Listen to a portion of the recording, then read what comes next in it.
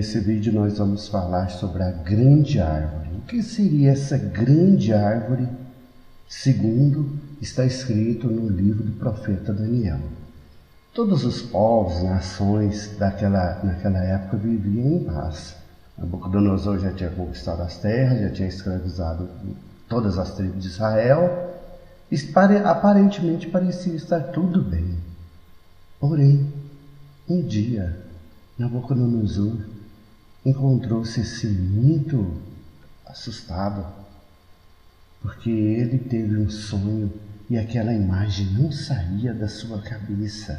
Ela perturbava ele o tempo todo.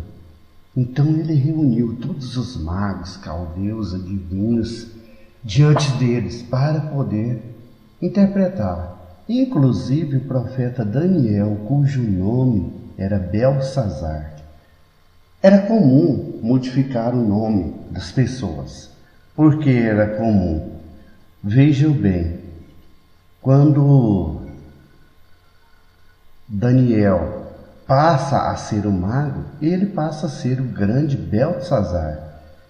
E quando Jacó deixa de ser Jacó e vai ser o patriarca ungido, ele passa a ser Israel, pai de nações. Então é complicado hoje em dia nós queremos pegar coisas antigas e ficarmos debatendo sobre nomes, é uma coisa muito relevante isso. Beltsazar é o mestre dos magos. E ele era o interpretador de tudo, porque ele era ungido pelo poder do grande Deus. O profeta Daniel, ele também foi primeiramente fazer uma oração, solicitando a ajuda de Deus. E foi visto uma árvore de uma madeira muito forte. E esta árvore crescia, começou pequena e foi crescendo. As suas folhas eram muito bonita a folha. E o seu fruto abundante. Ela tinha muitos frutos. E esses frutos ali que ela produzia, muitas árvores em volta não tinha. Ela superou todas as árvores. E ali chegou a desaparecer quase as outras árvores. E muitos animais iam para ficar ali debaixo da sua sombra, para comer aqueles frutos. Interessante, né? Olha, de repente, quando isso aconteceu, foi clamado do alto céu uma voz. E desce um anjo e corta essas árvores. Interessante aqui capítulo 15. Mas deixai na terra o tronco com as raízes atadas com cadeias de ferro e de bronze, para que seja molhado.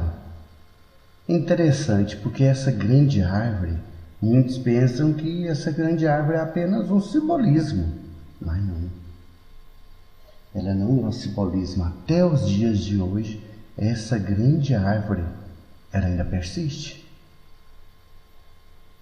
No capítulo 22, e quando vi o rei que vigiava um santo, descia do céu e dizia: cortai a árvore e destruí-la com o tronco e as suas raízes, mas deixai que seja molhado no orvalho do céu.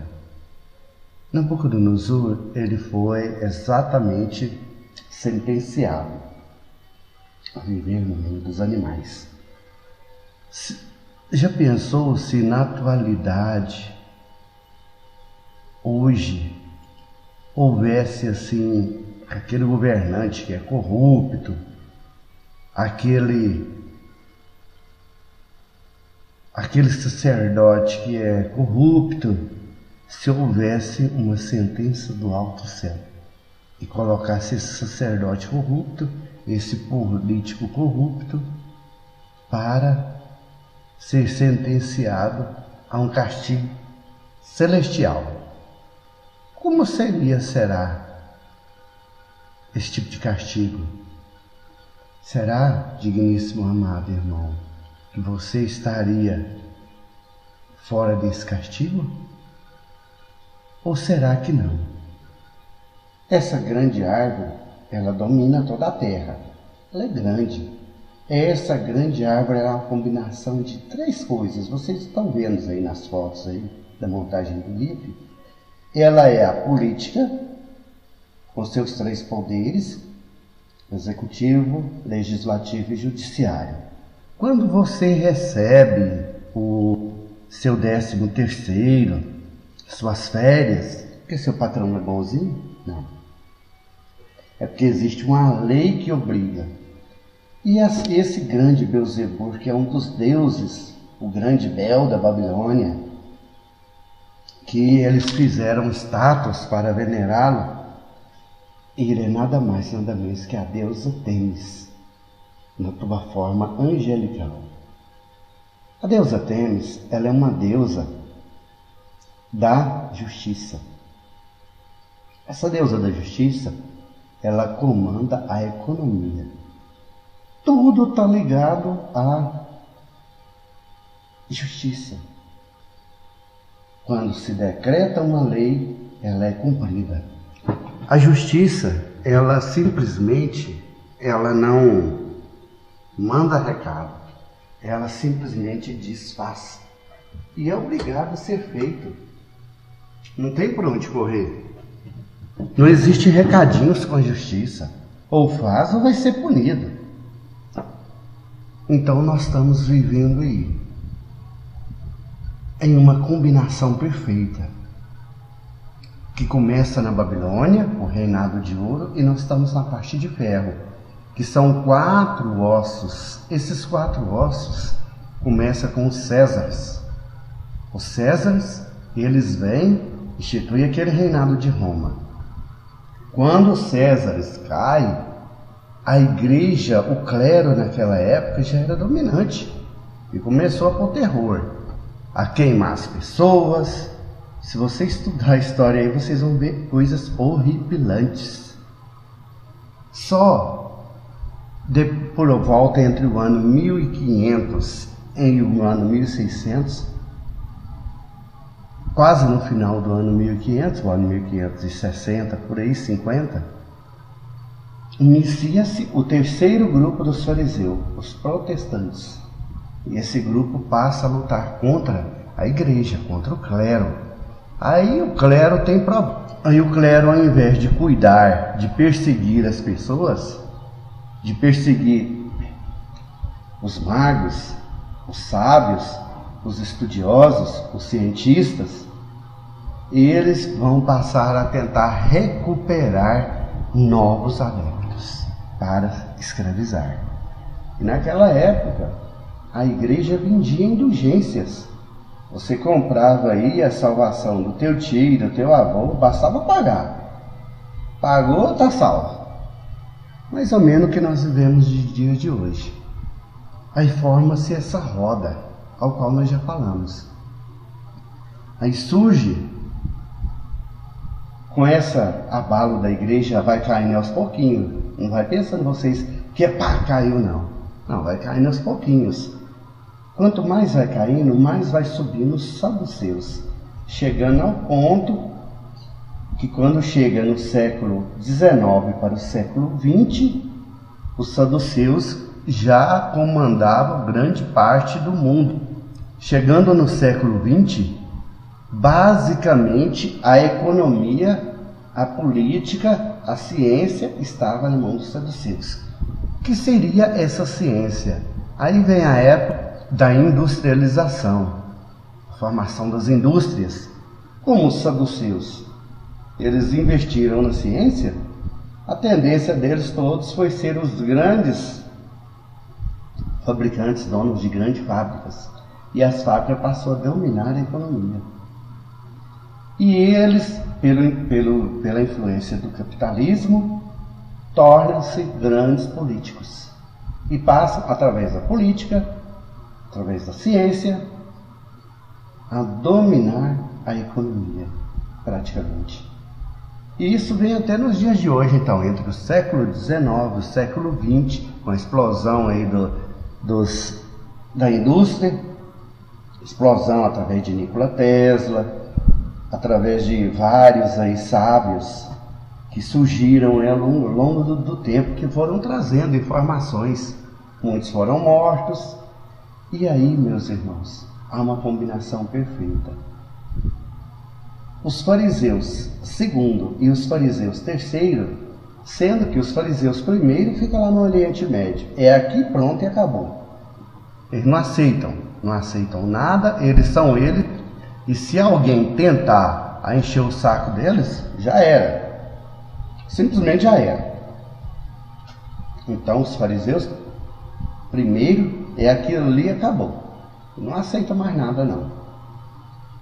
Agora os fariseus segundo e os fariseus terceiro começam a brigar entre si. Vão brigando até um certo tempo. Quando chega um certo tempo, com o avanço da informática, eles veem que eles não mandam. Principalmente os fariseus terceiro. Os fariseus terceiro, eles brigam até entre eles mesmos. Eles veem aqui, um abre a congregação aqui, o outro abre aqui do lado, já vai brigar com aquele outro para poder tirar os adeptos aqui da congregação. Então, esses fariseus terceiros, eles brigam, são desorganizados, eles brigam o tempo todo, eles brigam contra todos e contra tudo, o tempo todo. O lema deles é esconder atrás de um livro, usar o nome de um Deus para poder brigar. E o desejo deles é serem endeusados. E eles estão aí surgindo e subindo na política. Não só na política, como no comércio, subindo assustadoramente. E cada dia mais eles lutam para derrubar os saduceus. Só que quando for o corte dessa grande árvore, vai cortar essas três forças juntas. Eu coloquei um baobá como símbolo de três, que são as três forças juntas: a economia, a política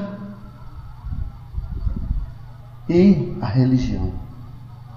Isso será cortado como virá aquela pedra e vai derrubar essa estátua bem no reino dos ferros, de ferro e barro. Aí vai derrubar. Então essas quatro asas aí, elas vêm como símbolo Oriente Médio, Roma, sétima potência e os desorganizados dos fariseus terceiro. Então são quatro asas. Esses desorganizados são tão desorganizados que eles vão unir. Eu vi perfeitamente através das minhas visões os fariseus terceiro unindo com um líder, provavelmente dos fariseus primeiro. E eles vão reunir, puxar a roda para baixo para derrubar os saduceus. Aí sobe o pacífico e humilde fariseu segundo. Mas isso será com a guerra. Haverá uma interferência do plano astral e havendo essa interferência do plano astral, tem um curto reinado de 7 anos, aí será cortada a grande árvore. Não adianta, os fariseus vão voltar a reinar e os saduceus caem. Não tem por onde correr. Essa é a grande verdade segundo os grandes mestres ascensionados. Não tem por onde correr. Você vê o arcano 15 do otário com o homem e a mulher acorrentado.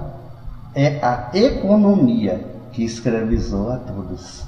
Mas você só vai fazer, presta atenção, vai fazer essa libertação da economia quando houver interferência do plano astral, na separação do joio do trigo. Não vamos fazer besteira não, pegar casa, carro, aquilo que você tem e simplesmente pegar e sair dando assim para qualquer um sacerdote, não. Não é por aí não. Você doa aquilo que você tocar no seu coração. Ajudar tá certo, agora você pegar casa, pegar carro, vender casa e fazer loucura, esses fariseus tanto os fariseus segundo quanto os fariseus terceiro, principalmente os fariseus terceiro, eles são gananciosos e loucos e desesperados por dinheiro. Eles são comandados pela economia. Eles querem dominar cada vez ter mais e mais pessoas. Então preste atenção, não faça besteira.